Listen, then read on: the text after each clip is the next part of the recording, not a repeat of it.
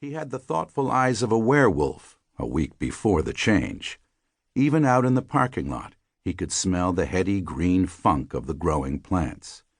Henry said it was bad form to call it marijuana unless you were talking about medical marijuana, which was a legal term. For many people in the industry, the word marijuana had racist undertones from the first attempts to regulate the plant in the 1930s, when officials tied its recreational use to Mexican immigrants.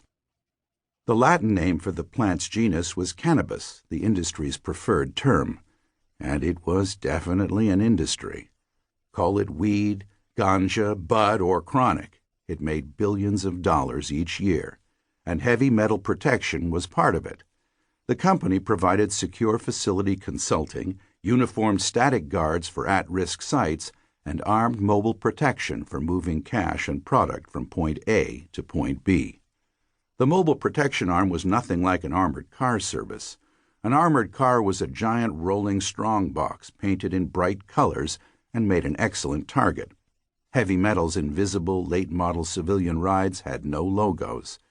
The two-person teams were armed and wore ballistic vests, but no uniforms. They looked like accountants or electricians, anyone but who they were, highly trained former military personnel with a job to do. Most cannabis-related crime occurred at grow facilities because they were usually located in neglected or industrial areas where the rent was cheap and traffic minimal, and also because you could find them with your nose. Growers told their employees not to be heroes.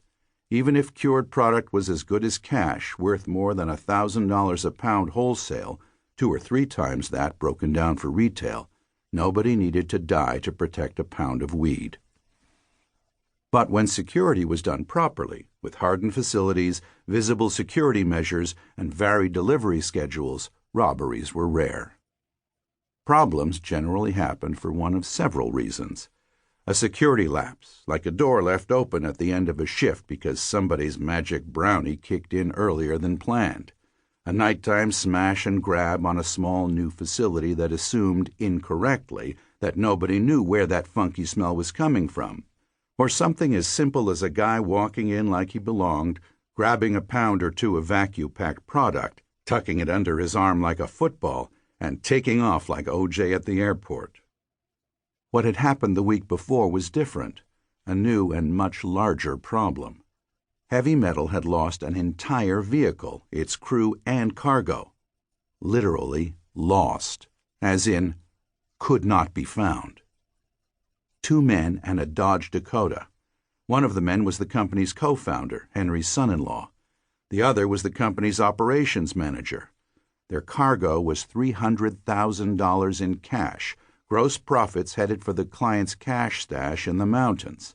The vehicle's GPS tracker had dropped offline somewhere on I-70 headed west. The men's phone signals had disappeared. No sign of any of them since. Peter had asked the question his first day on the job. Did they get hit, or just run with it? Henry didn't comment. He glowered darkly out the windshield, as if all his suspicions about his son-in-law had been confirmed. They could have run with it, said Deacon, shrugging a thick shoulder. Maybe I got a dim view of human nature. Banjo shook his head. Had to be a hijacking, he said. $300,000 isn't enough to fuck up your life and turn yourself into a fugitive. With no evidence either way, what had happened was anyone's guess.